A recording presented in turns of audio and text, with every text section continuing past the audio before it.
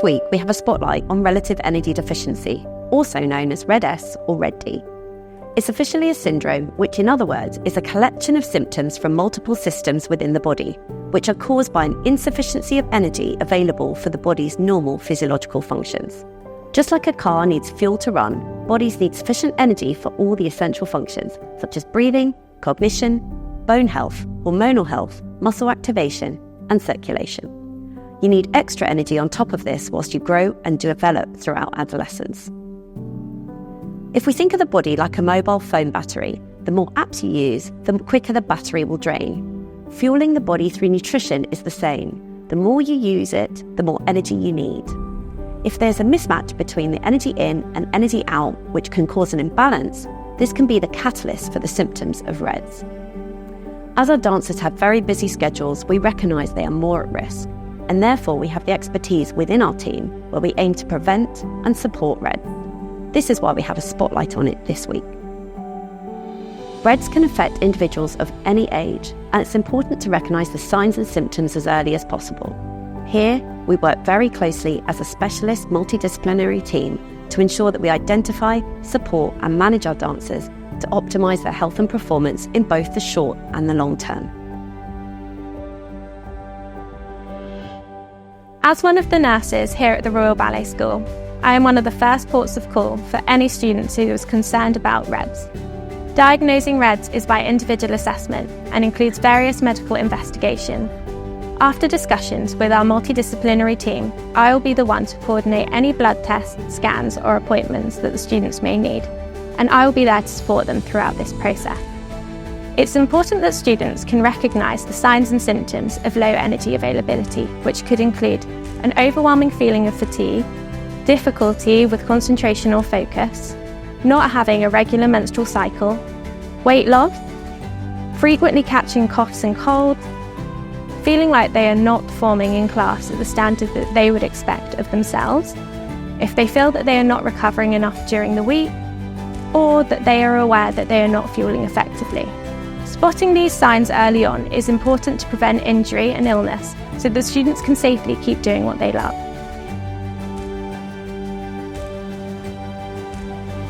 As your body attempts to compensate for low energy availability, it starts to down-regulate some of the lower priority systems, such as the reproductive system.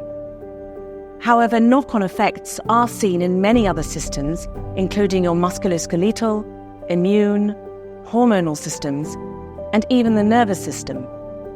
This includes your emotional as well as your mental health, and can also affect normal brain development. Low energy in your system not only affects your ability to perform the steps asked of you in the studio, it puts you at much higher risk of low immunity and low hormone levels, which can cause a variety of muscular and skeletal injuries and illnesses that can stop you dancing over long time periods. For example, bone stress injuries, mental stress, and chronic fatigue after relatively minor viral infections can all be underpinned by energy deficiency. Given the immense expertise within our healthcare team at the Royal Ballet School, I'm proud that we're able to explore whether a dancer is at risk from an energy deficit. And importantly, we can identify when a dancer doesn't have a calorie deficit and has something else causing symptoms. The details in the history to gain an understanding of the pattern and development of symptoms over time, and to understand which of the different systems are affected.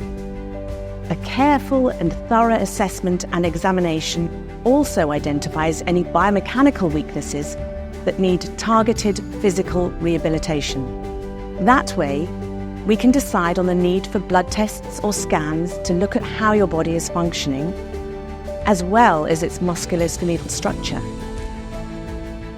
Once we have an understanding of your story right from the beginning, together with any necessary test results, we can provide a holistic and broad-based management plan for your physical, emotional, cognitive, and technical needs. This encompasses pacing and structure of physical training and rehearsal, with any necessary targeted physio, strength and conditioning, rest and recovery strategies, and nutrition to balance the energy within your whole body. Whether you're at home, at boarding school, in the classroom, or of course within the studio.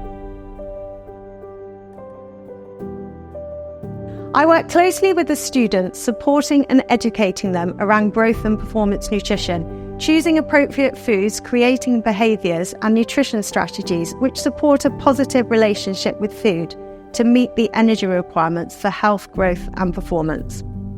Students need to be fueling with intent, thinking about the timing, type and total amount of nutrition throughout the day. We work on what supportive fueling for classes look like and how to recover well post-training sessions to consistently manage their energy requirement.